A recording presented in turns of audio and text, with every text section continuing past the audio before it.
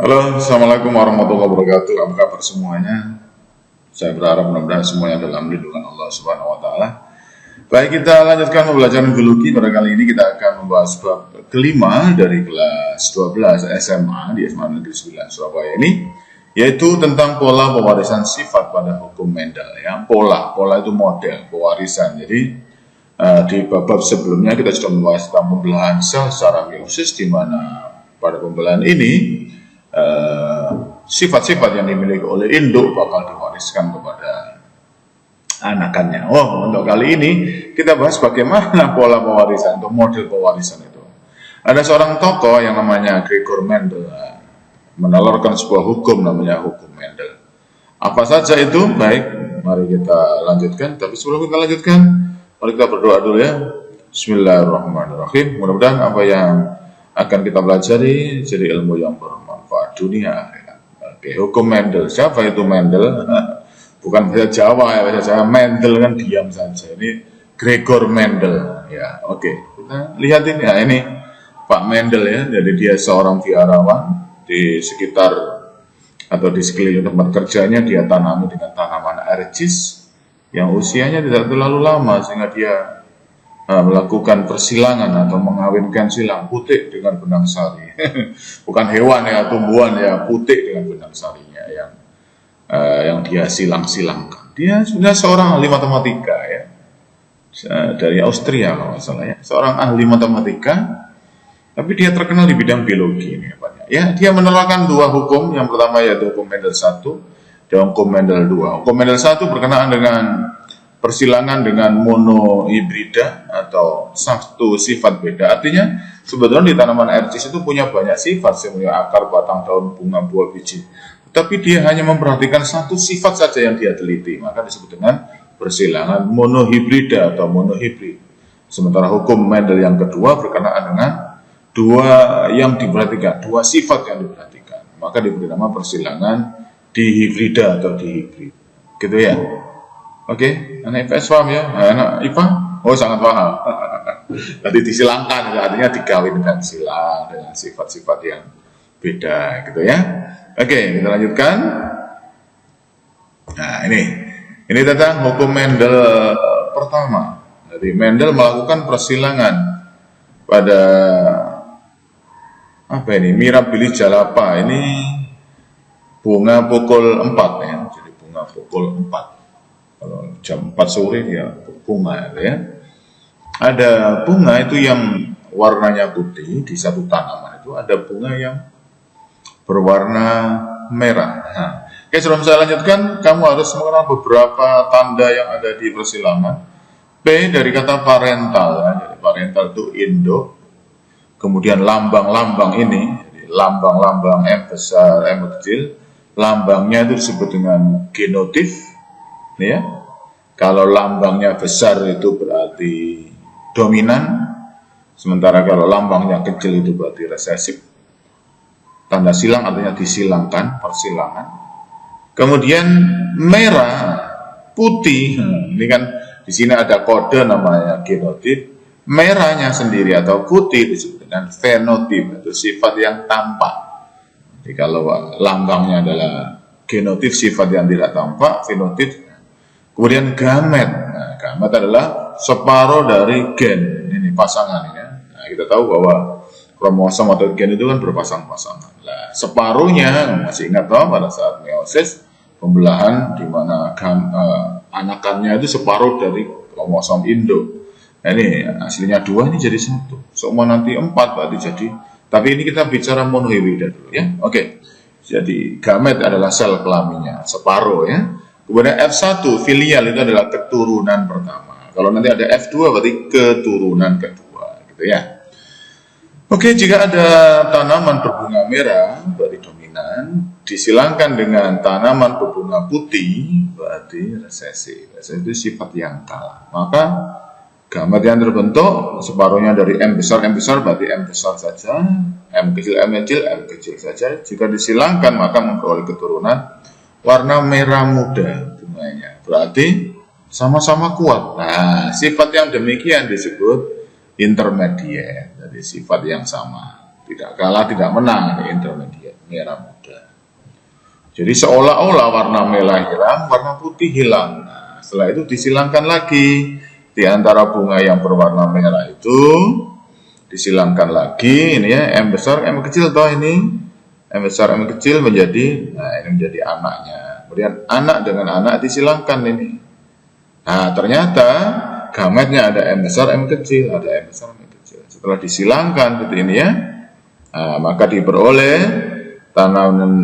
tanaman yang berbunga merah, ada merah muda, ada putih, ada merah muda juga, dengan perbandingan genotipnya, lambangnya M besar M kecil 1, 2, 1. Ini ada rasio, ini adalah pola ya. Ini yang disebut dengan pola. Sementara perbandingan fenotip sifat yang tampak, ya, sifat yang tampak ada merahnya 1, merah mudanya 2, kemudian putihnya 1. Nah, ini hasil persilangan, disilangkan, dijodoh-jodohkan ini ya. Jadi ini sebagai gametnya, ini gamet jantan, tanda-tanda panahnya ini ya, plusnya adalah betinanya. Itu ya.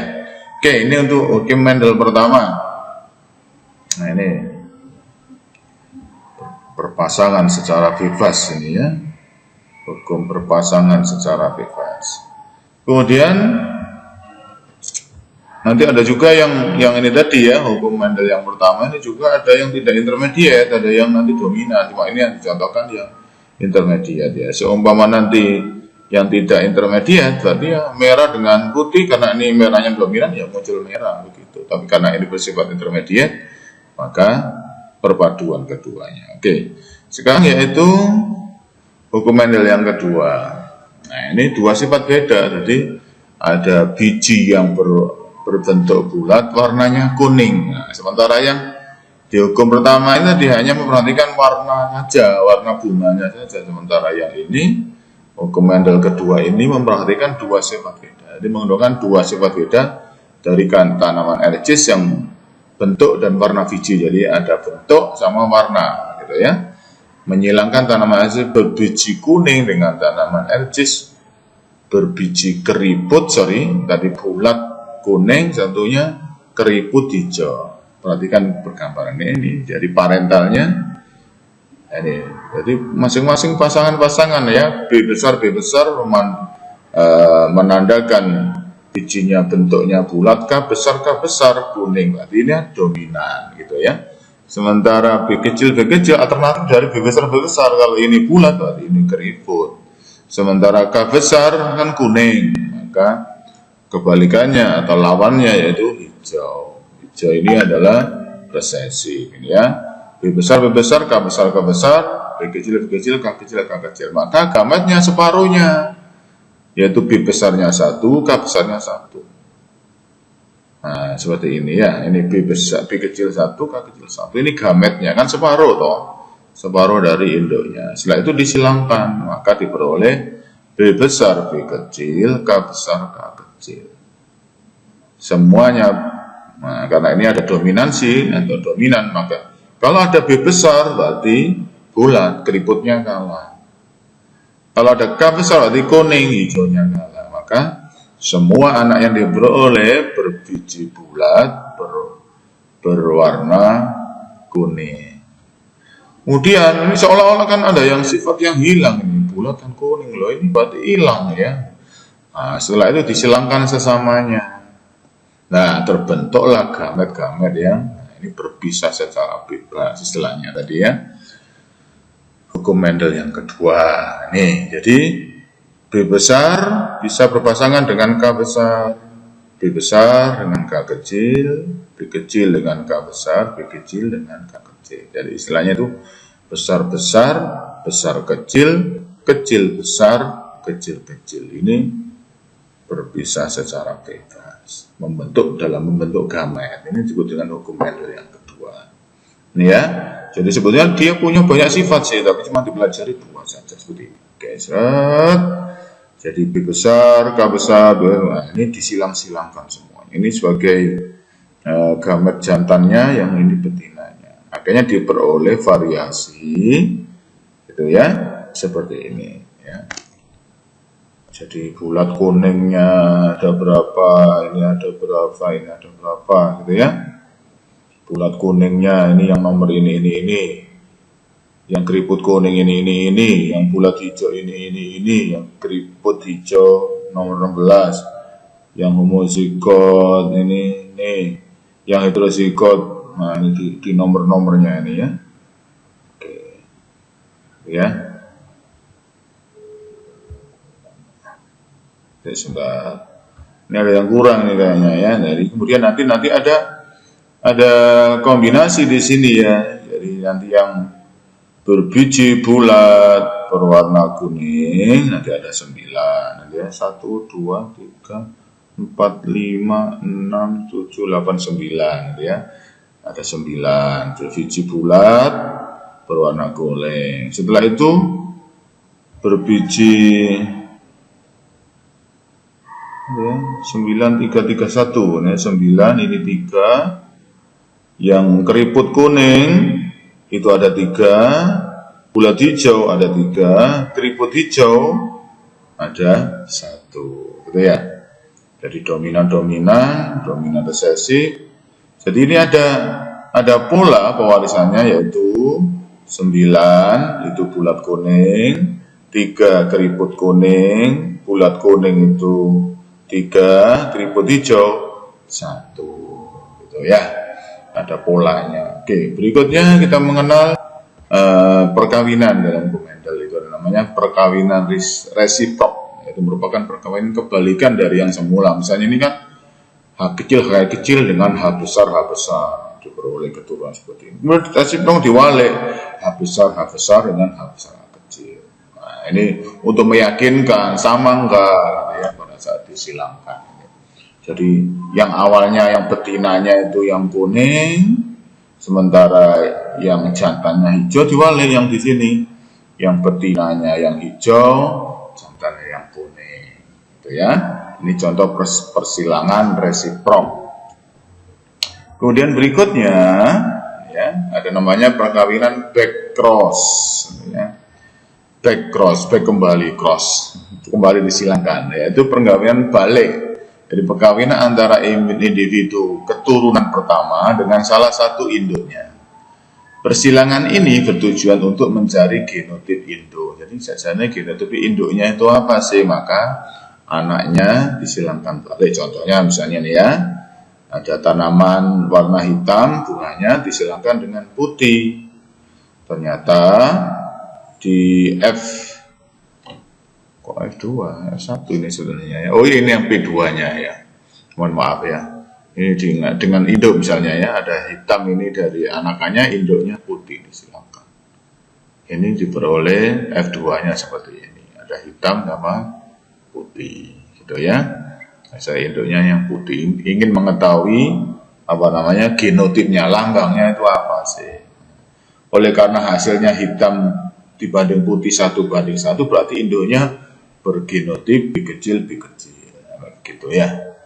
Kemudian yang contoh yang kedua, misalnya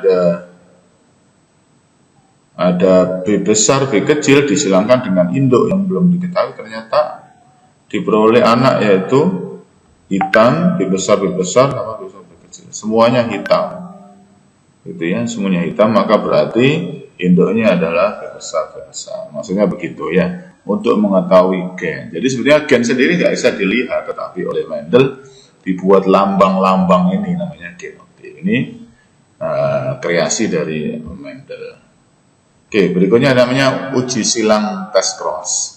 Uji silang test cross adalah individu F1 keturunan pertama disilangkan dengan induknya yang bersifat homozigot resesif. Jadi homozigot resesif. Homozigot itu berarti hurufnya sama. Jadi kalau H besar itu namanya homozigot dominan. Kalau H kecil berarti homozigot resesif. Berarti resesif itu kalah, dominan itu menang. Pokoknya yang gede itu berarti dominan, yang kecil itu resesif. Kalau hurufnya sama itu berarti gede atau cilik-cilik itu berarti homozigot. Sementara kalau besar kecil atau kecil besar maka heterozigot gitu ya. Pasangannya berbeda. Contoh persilangan dari uji test cross misalnya, tikus berwarna hitam disilangkan dengan induk tikus putih menghasilkan keturunan 50% tikus hitam dan 50% tikus bersifat heterozigot atau homozigot ke genetik tikus tersebut. Misalnya ini dicobakan, misalnya ada tikus berwarna hitam disilangkan dengan tikus berwarna putih, ternyata semua anakannya berwarna hitam. Maka kita disuruh nebak kira-kira parentalnya atau induknya, hitamnya ini hitam apa, gitu ya. Hitamnya hitam apa, gitu ya, dominan atau resesif, gitu ya. Jadi hitamnya dominan atau resesif. Kalau 100% berarti mungkin di sini adalah dominan H besar H besar. Kalau H besar H kecil mungkin nanti masih muncul putih, gitu ya. Tapi kalau H besar kedua-duanya, maka anakannya semuanya hitam. Itu namanya uji tes cross. Jadi perkawinan individu atau anak F1-nya keturunan pertama dengan induknya bersifat homozigot. Jadi maksudnya pada hewan ya, kalau pada manusia nggak bisa. Jadi ini apa namanya cara untuk mengetahui genotipnya, gitu ya. Oke, itu tadi tentang hukum Mendel. Kira-kira ngerti nggak? Sekilas saja ya, nanti kita diskusikan tentang hukum Mendel. Kalau untuk hukum Mendelnya asiknya nanti dalam bentuk soal-soal, ini asik ya. Dalam bentuk soal-soal. Oke, demikian tadi tentang pengenalan tentang hukum Mendel. Persilangan-persilangannya tadi ada hukum Mendel 1, ada hukum Mendel 2, kemudian tadi ada beberapa istilah yang dipakai ya. Ada intermediate, ada genotip, ada fenotip, ada parental, ada gamet, ada filial 1 keturunan pertama, ada filial kedua, gitu ya. Tadi ada intermediate tadi ya, ada juga dominan, ada resesif, ada homozigot. Jadi homozigot itu pokoknya lambangnya sama-sama ya, gede-gede berarti cilik-cilik itu homozigot. Tapi kalau gede besar kecil itu berarti heterozigot. Oke, itu yang bisa saya sampaikan. Mudah-mudahan apa yang kita pelajari ada manfaatnya. Mari kita akhiri dengan bacaan hamdalah, alhamdulillah. Assalamualaikum warahmatullahi wabarakatuh.